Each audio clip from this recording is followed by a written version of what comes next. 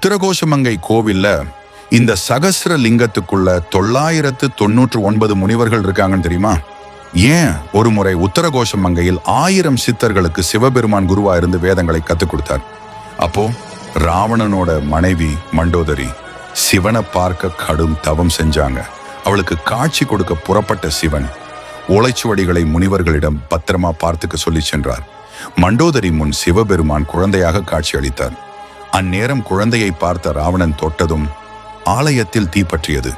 இதை பார்த்து 999 முனிவர்களும் சிவபெருமானுக்கு ஏதோ ஆகிவிட்டது என்று தீயில் விழுந்து உயிர் விட்டார்கள். ஒரே ஒரு முனிவர் மட்டும் ஓலைச்சுவடியை பாதுகாத்து கொண்டிருந்தார். அப்போது அந்த இடத்திற்கு தோன்றிய சிவபெருமான் 999 முனிவர்களுக்கும் உயிர் கொடுத்து சகஸ்ர லிங்கத்துக்குள் அவர்களை ஐக்கியமாக்கினார். ஓலைச்சுவடியை பாதுகாத்த அந்த ஒரு முனிவர் அடுத்த ஜென்மத்தில் பாண்டிய நாட்டு மாணிக்கவாசராக பிறந்தார் என்று கூறப்படுகிறது. 999 முனிவர்களின் தியாகமும் சிவனுடன் அவர்கள் கொண்ட பக்தியும் இந்த சகஸ்ரலிங்கத்துக்குள் அடங்கியிருக்கு. உத்தரகோசமங்கையின் பெரும் மர்மம் இது. இது போன்ற ஆச்சரியமான புராண கதைகளுக்கு நம்ம சேனலை சப்ஸ்கிரைப் பண்ணுங்க.